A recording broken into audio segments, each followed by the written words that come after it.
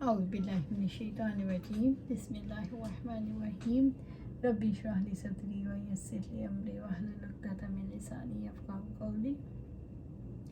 حاجی 8ویں ذوالحجہ کو ظہر کی نماز کہاں پڑھیں؟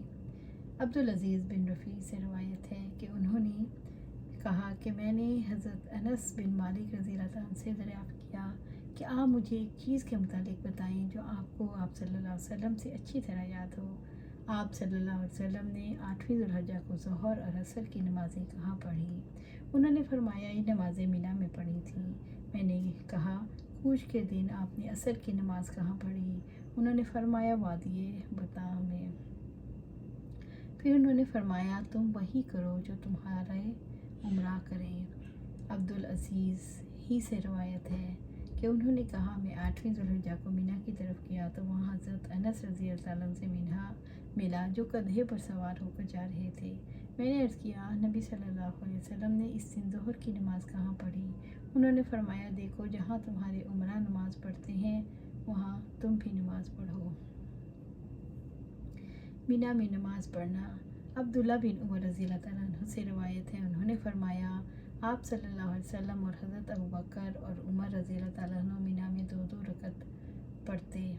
اس طرح حضرت عثمان رضی اللہ عنہ بھی اپنے ابتدائی دور خلافت میں 2 رکعت پڑھنے کا اہتمام کیا۔ عبداللہ بن مسعود رضی اللہ عنہ سے روایت ہے انہوں نے فرمایا میں نے مینا میں نبی صلی اللہ علیہ وسلم کے ہمراہ 2 رکعتیں پڑھیں۔ حضرت ابوبکر رضی اللہ عنہ کے ساتھ بھی 2 ہی رکعتیں ادا کیں، پھر حضرت عمر فاروق رضی اللہ عنہ کے ساتھ بھی 2 رکعتیں پڑھیں۔ پھر تمہارے طریقے مختلف ہو گئے، کاش 4 رکعات کی بجائے مجھے ایسی 2 رکعتیں ہی نصیب ہو جائیں جنہیں اللہ کے ہاں شرف پذیرائی حاصل ہو۔ عرفہ کے دن روزہ رکھنا۔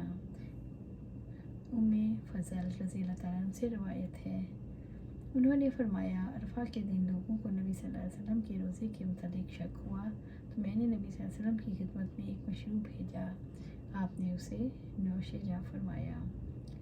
صحیح مسلم کی روایت میں ہے عرفہ کے دن روزہ رکھنے سے 2 سال کے گناہ معاف ہو جاتے ہیں، تاہم حاجی کے لیے بہتر ہے کہ وہ عرفہ کے دن روزہ نہ رکھے۔ مینا سے عرفات جاتے وقت تلبیہ اور تکبیر کہنا۔ محمد بن ابی بکر سے روایت ہے انہوں نے حضرت انس بن مالک رضی اللہ عنہ سے دریافت کیا جب یہ دونوں مینا سے عرفات کی طرف جا رہے تھے آپ حضرات آپ صلی اللہ علیہ وسلم کے ہمراہ جاتے وقت اس دن کیا کرتے تھے؟ انس رضی اللہ عنہ نے فرمایا ہم میں سے کچھ تلبیہ کہتے انہیں کوئی برا نہیں کہتا تھا، جبکہ کچھ اللہ اکبر کہتے انہیں بھی کوئی برا خیال نہیں کرتا تھا۔ عرفہ کے دن وقوف کے لیے جلدی روانہ ہونا۔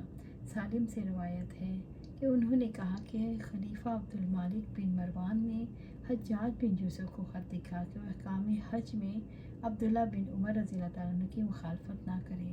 چنانچہ عبداللہ بن عمر رضی اللہ عنہ عرفہ کے دن زوال آفتاب کے بعد تشریف لائے، جبکہ میں بھی آپ کے ہمراہ تھا۔ انہوں نے حجاج کے ڈیرے کے پاس پہنچ کر زور سے آواز دی تو حجاج رنگی میں ہوئی چادر اوڑھے ہوئے باہر نکلا اور کہنے لگا عبد الرحمن کیا بات ہے؟ ابن عمر رضی اللہ عنہ نے فرمایا اگر تمہیں سنت کی پیروی مطلوب ہے تو ابھی چلنا چاہیے۔ حجاج بولا بالکل اسی وقت؟ انہوں نے فرمایا ہاں۔ حجاج نے کہا مجھے اتنی مہلت دی کہ میں اپنے سر پر پانی بہا لوں پھر چلتا ہوں۔ ابن عمر رضی اللہ عنہ اپنی سواری سے نیچے اتر پڑے یہاں تک کہ حجاج فارغ ہو کر باہر نکل آیا۔ جب وہ میرے اور والد کے امی کے درمیان چلنے لگا تو میں نے کہا اگر تو سنت کی پیروی چاہتا ہے تو خطبہ مختصر پڑھنا اور وقوف میں جلدی کرنا۔ یہ سن کر حجاج حضرت عبداللہ بن عمر رضی اللہ عنہ کی طرف دیکھنے لگا۔ جب حضرت عبداللہ بن عمر رضی اللہ عنہ نے اسے دیکھا تو فرمایا کہ سالم سچ کہتا ہے، یہ وقوف حج کا رکن ہے، اس کے بغیر حج نہیں ہوتا۔ یہ وقوف عین گرمی کے وقت دوپہر کے بعد ہی شروع کیا دینا چاہیے اور یہ کہ وقوف سے پہلے غسل کرنا مستحب ہے۔ میدان عرفہ میں سواری پر وقوف کرنا۔ ام فضل بنت حارث رضی اللہ عنہ سے روایت ہے کہ ان کے ہاں چند لوگوں نے نبی صلی اللہ علیہ وسلم کے متعلق یوم عرفہ کے روزے کے بارے میں اختلاف کیا۔ بعض نے کہا آپ روزے سے ہیں، جبکہ کچھ لوگوں کا خیال تھا آپ نے روزہ نہیں رکھا۔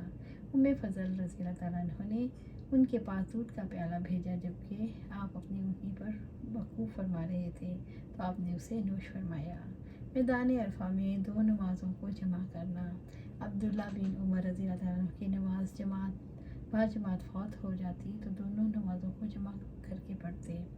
سالم بن عبداللہ سے روایت ہے کہ حجاج بن یوسف جس سال حضرت عبداللہ بن زبیر رضی اللہ عنہ سے جنگ کرنے مکے آیا تو اس نے عبداللہ بن عمر رضی اللہ عنہ سے دریافت کیا، آپ عرفہ کے دن موقوف میں کیا کرتے ہیں؟ حضرت سالم نے کہا، اگر تو سنت کی پیروی کرنا چاہتا تو عرفہ کے دن نماز ظہر دوپہر کے وقت جلدی پڑھنا۔ عبداللہ بن عمر نے رضی اللہ عنہ نے فرمایا، اس سالم نے سچ کہا، یقیناً صحابہ کرام رضی اللہ تعالیٰ عنہم سنت کے مطابق ظہر اور عصر کی نماز جمع کرتے۔ میدان عرفات میں خطبہ مقصود پڑھنا۔ حضرت سالم بن عبداللہ سے روایت ہے کہ وہ خلیفہ عبد المالک بن مروان نے حجاج بن یوسف کو لکھا کہ حج کے معاملات میں حضرت عبداللہ بن عمر کی پیروی کرے۔ چنانچہ جب عرفہ کا دن تھا، عبداللہ بن عمر رضی اللہ عنہ زوال آفتاب کے بعد آئے، میں بھی ان کے ہمراہ تھا۔ انہوں نے حجاج کے خیمے کے پاس آ کر بلند آواز سے کہا، یہ کہاں ہے؟ حجاج باہر نکلا تو عمر بن فرمایا، عرفات کی طرف چلیں۔ حجاج بولا، ابھی چلنا ہے؟ فرمایا، ہاں۔ حجاج نے کہا، مجھے تھوڑی سی مہلت دیں، میں اپنے سر پر پانی بہا لوں۔ حضرت عبداللہ بن عمر سواری سے اتر کر انتظار کرنے لگے، یہاں تک کہ وہ باہر نکلا اور میرے والد گرامی کے درمیان چلنے لگا۔ میں نے اسے کہا، اگر سنت کو پانا چاہتے ہو تو آج خطبہ مقصر کرو اور وقوف میں جلدی کرو۔ حضرت ابن عمر